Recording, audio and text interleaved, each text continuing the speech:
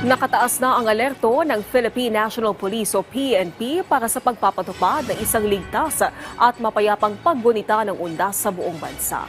Si Ryan Nasigas sa sentro ng balita. Ilang araw bago ang undas, itinaas na ng Philippine National Police o PNP sa heightened alert ang kanilang alerto.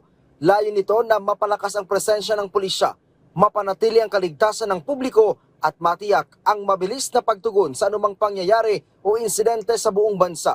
Itinaas ang alerto kaninang 12:01 ng madaling araw na magtatagal hanggang November 3, 2025. Sa ilalim ng heightened alert status, madaragdagan ng 25% ang bilang ng mga naka-duty na pulis upang paigtingin ang seguridad sa mga sementeryo, transport terminals, pangunahing kalsada at iba pang matataong lugar.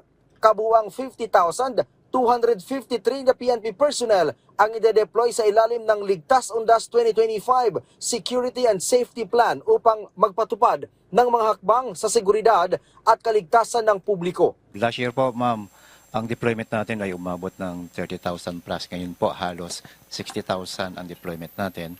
Para po ma-secure natin, hindi lamang po yung mga cemeteries, columbarium, memorial parks.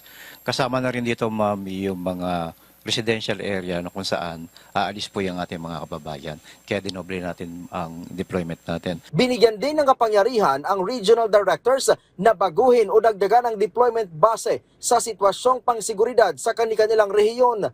Sa kabuuan, ma'am, ang tutulong sa atin napakahalaga yung ating pong coordination sa ating complement ng personnel po natin. Magmula po ito sa AFP, kasama natin dito sa Bureau of Fire, at saka sa Philippine Coast Guard, ma'am, na kung saan magkakaroon po sila ng 16,000 plus na personnel complement. Napakahalaga po nito at lalo na po yung ating coordination sa ating mga local government units, yung tinatawag natin, ma'am, na force multipliers.